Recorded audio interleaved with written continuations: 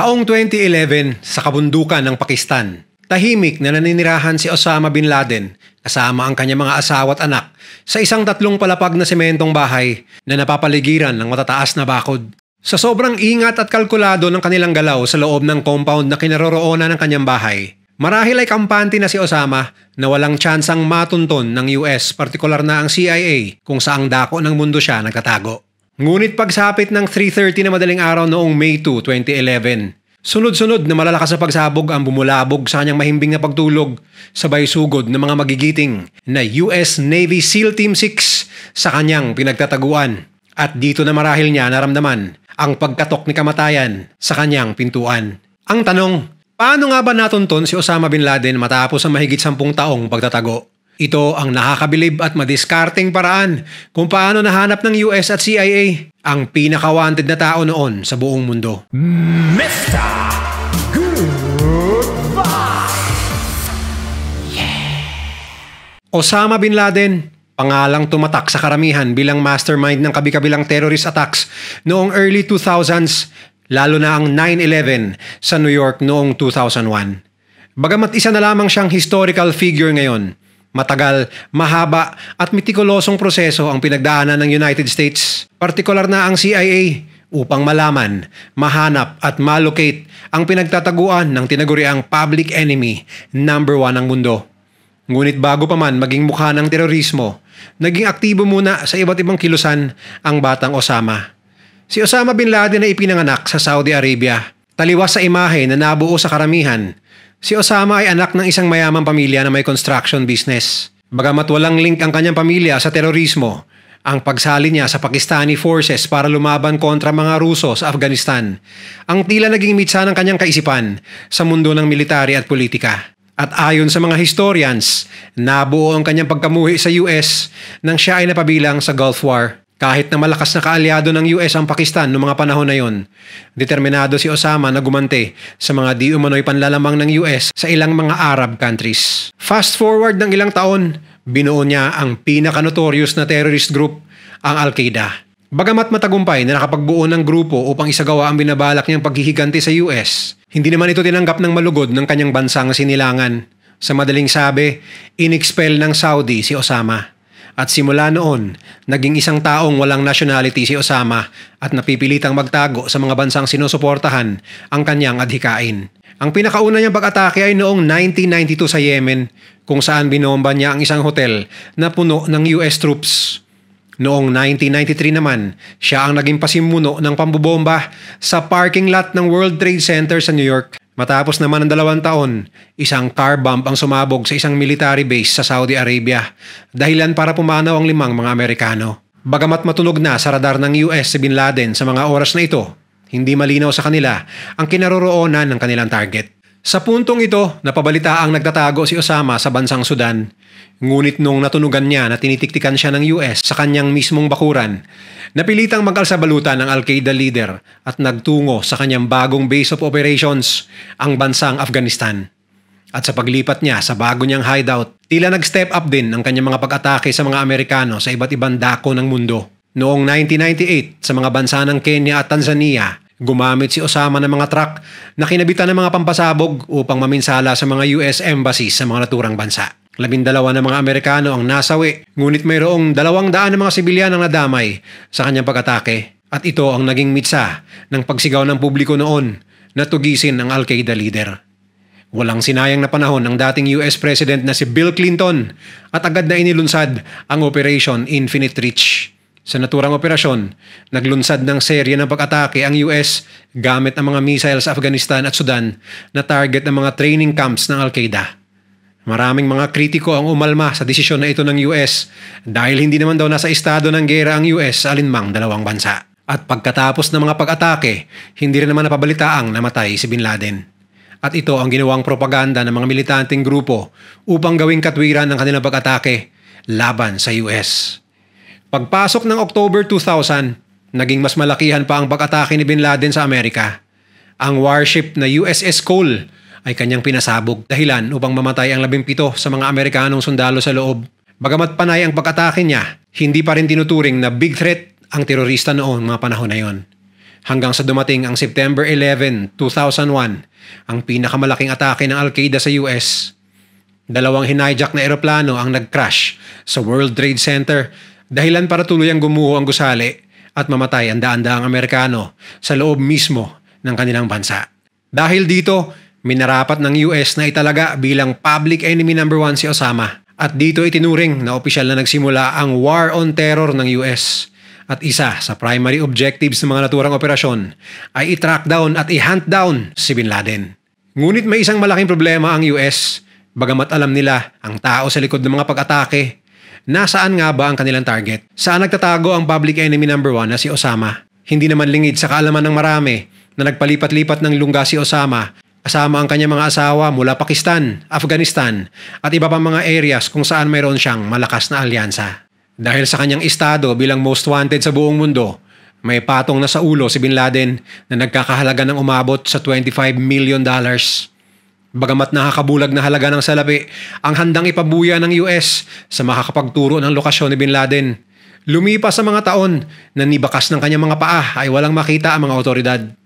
Maraming mga espekulasyon na namatay na si Bin Laden sa mga paunang pag-atake ng US sa mga hinihinalang safe houses niya sa ilang mga bansa. Ngunit dahil walang paraan para makumpirma yon o labi man lang para magsilbing patunay, pinatuloy ng US, partikular na ang CIA, ang paghahanap sa kanilang public enemy number 1. Sa tagal ng panahon ng paghahanap sa kanya, inakala ng CIA na nagtatago si Bin Laden sa Afghanistan. Ngunit malabo ang haka-haka na ito dahil noong mga panahon na yon, unti-unting nagkakaroon ng kaguluhan ng bansa at napalitan ang liderato nito ng isang US-friendly na gobyerno na pinangunahan ni Hamid Karzai. Dahil dito, nag-igting ang puwersa kontra terorismo sa bansa na nagtulak kay Bin Laden na umalis ng Afghanistan patungong Pakistan. Nagpailang ulit pa ng paglipat-lipat si Osama sa iba't ibang nayon hanggang mapadpad siya sa Abbottabad.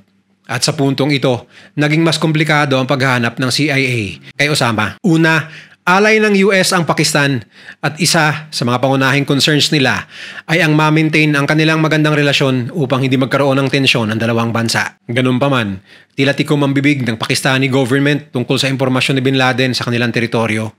Kaya napilitan ng US na gumamit ng ibang paraan upang makalagap ng impormasyon tungkol sa kanilang primary target. Sa madaling sabi, sa loob ng ilang taon, salat ang impormasyong kanilang nakukuha at matagumpay na nakapag-under the radar si Osama mula sa US forces.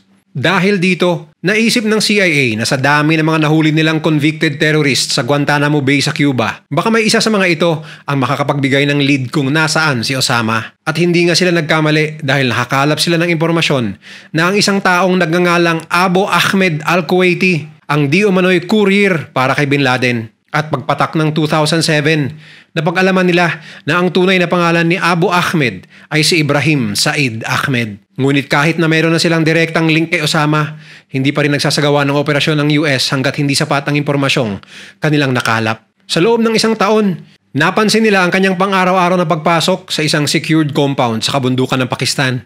Kaya lalong lumakas ang hinala nila na dito nagtatago si Osama. Gamit ang mga satellite images at intelligence reports, nakapag-conclude ang CIA na ang compound na ito ay sadyang dinisenyo upang ikubli ang isang taong importante at may impluwensya. Ang compound na pinagdududahang pinagtataguan ni Osama ay katumbas ng 8 pinakamalalaking bahay sa Abbottabad na pinagsama-sama. Pinalilibutan ang compound ng matataas na concrete walls na may sukat na umaabot sa 18 feet at mayroon lamang iisang gate na lagusan, papasok at palabas ng compound. Hindi rin magagawa ang digital spying dahil ang naturang compound ay hindi gumagamit ng internet o kahit na telephone services man lang. Hindi rin inilalabas sa compound ang kanilang mga basura. Ayon sa report, ibinabaon lamang nila ang kanilang mga waste products sa ilalim ng lupa sa loob mismo ng compound. Sa madaling salita, triple sa ingat ang bawat galaw ng compound kung saan pinagdududahang nagtatago si Osama. Bagamat nakapagtalaga ang CIA ng mga surveillance equipment at mission sa lokasyon, sadyang itinayo ang compound para magkubli ng mga aktibidad sa loob. At dito nakaisip ng henyong paraan ng US forces kung paano sila makakakuha ng impormasyon, schematics at iba pang detalye ng building at mga tao sa loob. Dito pumasok ang role ni Dr. Shakil Afridi. Siya kasama ang ilang nurses na kinuntsaba ng CIA upang magsagawa ng peking vaccination drive sa loob ng compound ni Osama. Dahil sa taktikang yun, Nakakuha ng impormasyon ng CIA sa pisikal na struktura ng compound.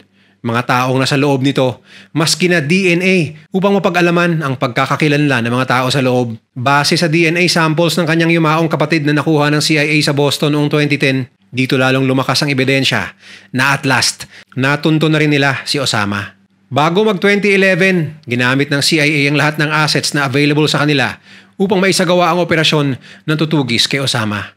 Ilang mga stealth drones ang idineploy upang ma-map out ang bawat sulok ng compound. Ilang advanced spyware at tracking devices din ang kanilang ginamit upang i-monitor ang galaw hindi lang ng mga tao kundi pati na rin ang galaw ng mga impormasyon sa loob ng compound.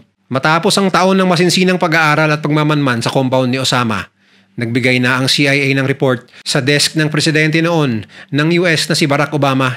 At ito marahil ang career-defining decision na kailangan gawin ni Obama bilang leader ng bansa. Kasama ni Obama na mag-isip ng desisyon at taktika ay sina White House Counterterrorism Advisor John Brennan at CIA Director Leon Panetta.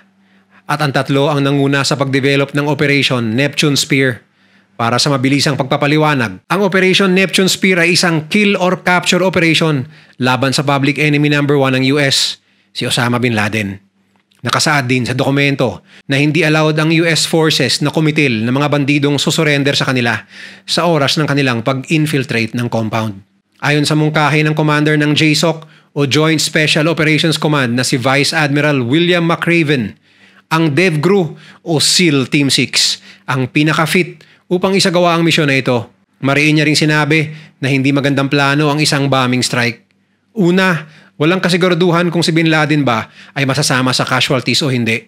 Pangalawa, sa oras na may mga sibilyang madamay, maaaring makita ito ng Pakistan bilang act of war at mag-escalate ang sitwasyon sa mas lalong komplikadong estado.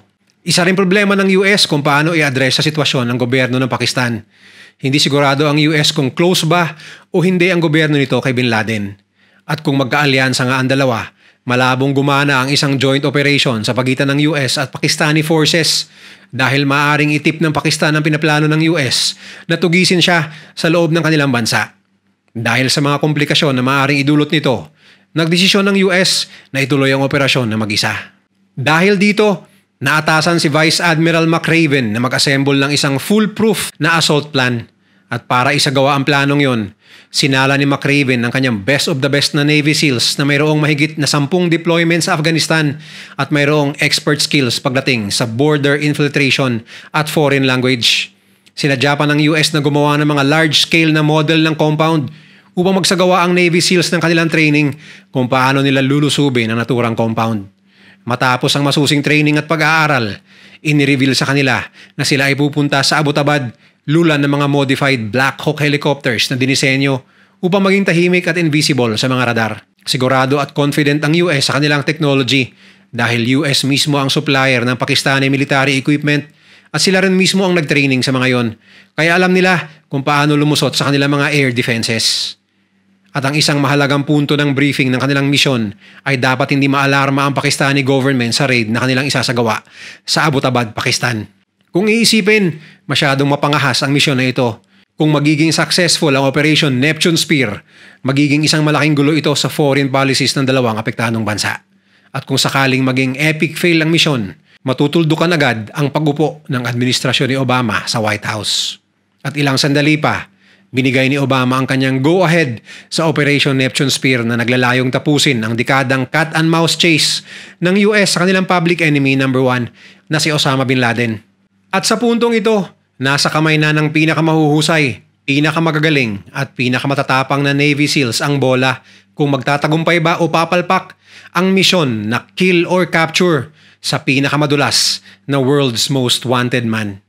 Kaya pagsapit ng 3:30 ng madaling araw noong May 2, 2011, 200 miyembro ng Navy SEAL Team 6 na lula ng 2 stealth Black Hawk helicopters ang sumugod sa naturang compound. At pagsapit ng halos 4:00, sinundo na ni kamatayan si Osama sa kamay ng mga magigiting na Navy SEALs. Agad iniradyo ng SEALs ang nangyari. Sinabi nila ang mga katagang for God and country, Geronimo, Geronimo, Geronimo, upang signal ng confirmation na natapos ng matagumpay ang kanilang misyon. Ang kanyang labi ay dinala sa barkong USS Carl Vinson, binalot ng puting tela at nilaglag sa Northern Arabian Sea. Ang detalyadong kaganapan sa matagumpay na Operation Neptune Spear ay mapapanood ninyo sa aking video dito lang sa channel na pinamagatang Ang Astig na Secret Operation ng US Navy SEAL Team 6 upang tapusin si Osama Bin Laden. Magbibigay ako ng link sa comment section sa baba at sa ending ng video na ito. Kung nag-enjoy ka sa video na ito, i-share mo naman sa iba at mag-subscribe ka na rin. Huwag kalimutang panoorin yung mga videos na nasa kanan para lalo pang maubos ang oras mo